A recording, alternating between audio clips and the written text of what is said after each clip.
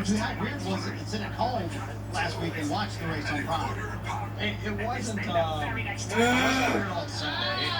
Friday, I had bad form. It was right when practice started, my heart started racing, and I was like, I knew my body, knew my head, knew that I was missing it. And then by the time I got to Sunday, I've been content with, being at home for the weekend. And just James is doing good, Mom's doing good, and so just glad that we had that opportunity to see that weekend through. Real quick, in that session, what did you learn about your car, and what did you learn about the track?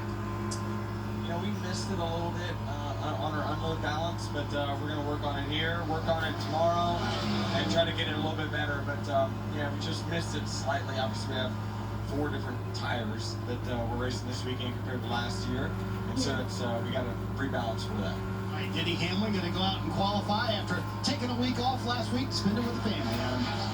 Noah Gragson wrapped his qualifying run, 100th of a second behind his teammate Zane Smith. Gragson is second.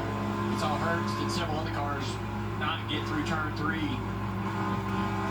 starting the beginning of the lap. And this 77 that we're watching on the bottom right really did a good job. Now he's continued that throughout the rest of this lap and continues to build on a really impressive run here through the tunnel. Gains even more time.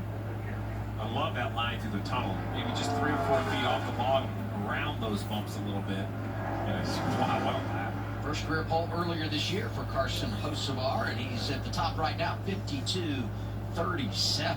Man, that is good for the 77, who seems to find the headlines on and off track, right? I mean, it doesn't matter, but the one thing he wants to do is continue to have speed, and he's had a lot of that in recent weeks. Here's the 3-car Austin Dillon. Austin up the racetrack a little bit, not quite as much as most. And already you see, just not getting through turn 3 the way he needs to, and he continues to bleed a little bit of time down this long straightaway.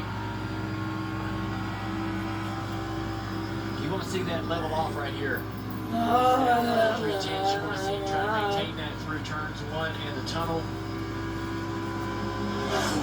Man, that 77 came to the line.